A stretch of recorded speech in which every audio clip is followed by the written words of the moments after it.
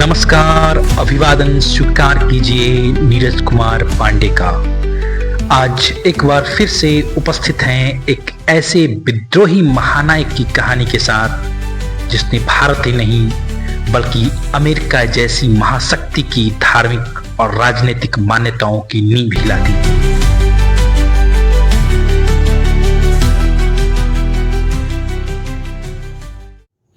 जी हाँ, आज के इस वीडियो में हम बात करेंगे भगवान रजनीश की, जिन्होंने अपने सम्मोहित कर देने वाले प्रवचनों से लाखों प्रशंसक तैयार किए, तो वहीं धर्म और राजनीति के प्रति उनके विद्रोही तेवर ने उनके खिलाफ लाखों दुश्मन भी तैयार कर दिए। जिसने भी आचार्य रजनीश या ओशो को सही से जाना और समझा, वो उनके लिए एक महान धर्म गुरु बन गए और दुनिया की एक बड़ी आबादी जिसने ओशो को कभी भी करीब से नहीं समझा, उनके लिए ओशो एक सेक्स गुरु बन गए। ओशो को लोग एक विद्रोही, लकीर से हटकर चलने वाले एक रहस्यमयी व्यक्ति के रूप में जानते हैं। ओशो में लोगों की दिलचस्पी इसलिए जगी क्योंकि वो किसी परंपरा, दार्शनिक विचारधारा या धर्म का हिस्सा कभी नहीं रहे।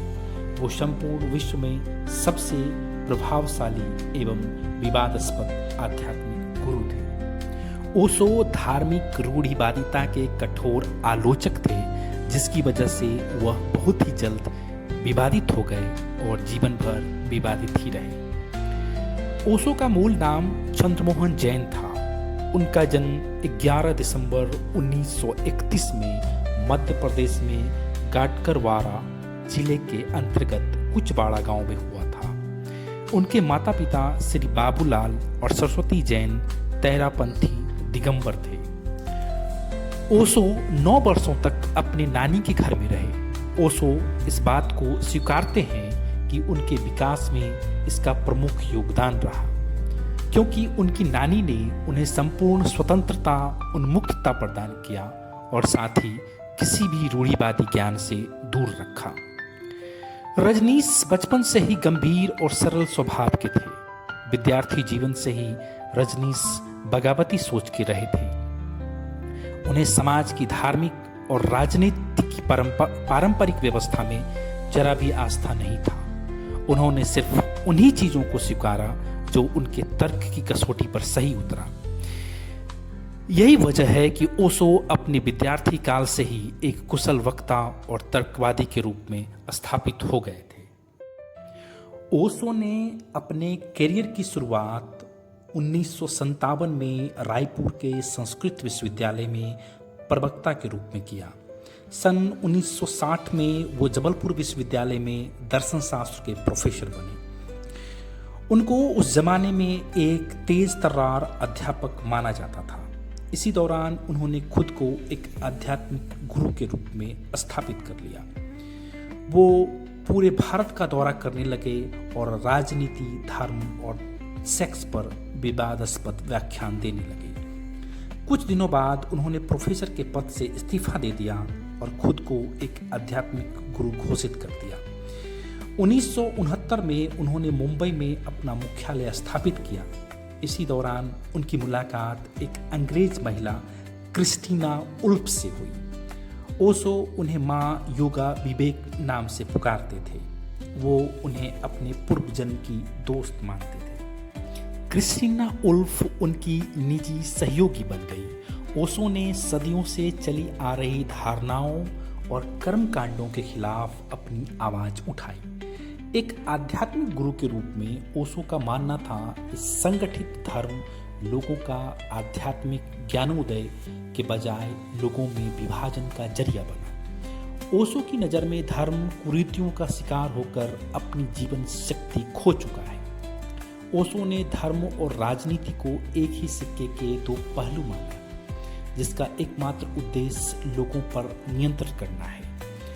उन्होंने पूर्वी दर्शन और फ्रायड के मनोविश्लेषण का अद्भुत समन्वय लोगों के सामने पेश किया और खुले शब्दों में सेक्सुअल लिबरेशन की वकालत की। जटिल अवधारणाओं को सामान्य भाषा में पेश करने की उनकी क्षमता ने अलग अलग पेशे के कई लोगों को उनकी तरफ आकर्षित किया। जाने माने लेखक खुशवंत सिंह ने उनकी प्रशंसा करते हुए लिखा था, ओशो भारत में पैदा हुए सबसे मौलिक विचारकों में से एक थे। इसके अलावा वो सबसे अधिक विचारशील, वैज्ञानिक सोच और विचारों वाले शख्स थे। अमेरिकी लेखक टॉम रॉबिन्सन का मानना था कि ओशो की किताबें पढ़कर लगता है कि वो 20वीं सदी के सबसे महान आध्यात्मिक गुरु थे।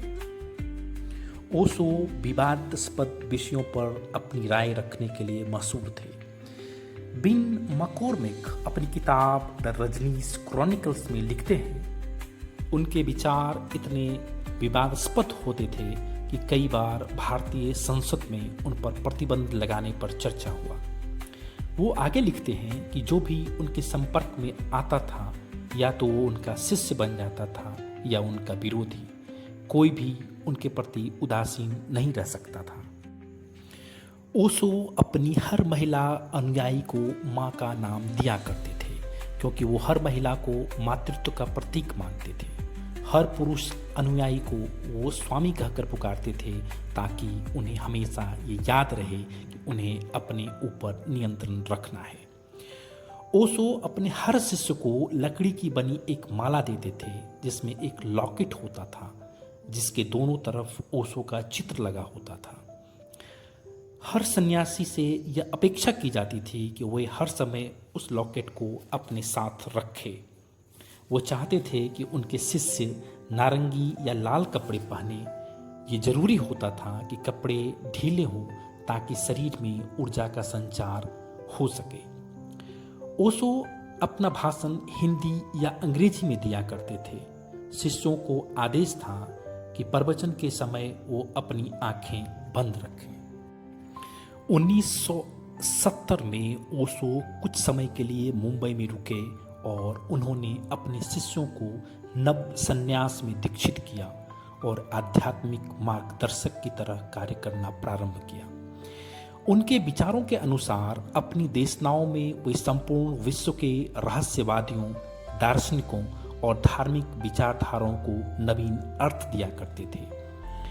1974 में पुणे आने के बाद उन्होंने अपने आश्रम की स्थापना की, जिसके बाद विदेशियों की संख्या बढ़ने लगी, जिसे आज ओशो इंटरनेशनल मेडिटेशन रिसॉर्ट के नाम से जाना जाता है। तत्कालीन जनता पार्टी सरकार के साथ मतभेद के बाद 1980 में ओशो अमेरिका चले गए और वहां ओरेगॉन संयुक्त राज्य की वास्को काउंटी में रजनीशपुरम की स्थापना की। 1985 में इस आश्रम में सामूहिक फूड पॉइजनिंग की घटना के बाद उन्हें संयुक्त राज्य से निर्वासित कर दिया गया। ओशो की मृत्यु 19 जनवरी 1990 को 58 वर्ष की आयु में पुणे के एक आश्रम में हुआ। मौत का आधिकारिक कारण हृदय गति रुकना था, लेकिन उनके कम्यून द्वारा जारी एक बयान में कहा गया कि अमेरिकी जेलों में कथित जहर देने के बाद शरीर में रहना नरक बन गया था, इसलिए उनकी मृत्यु हो गई। उनकी राख को पुणे के आश्रम में लाओ त्से हाउस में उनके नवनिर्मित बेडरूम में रखा गया था।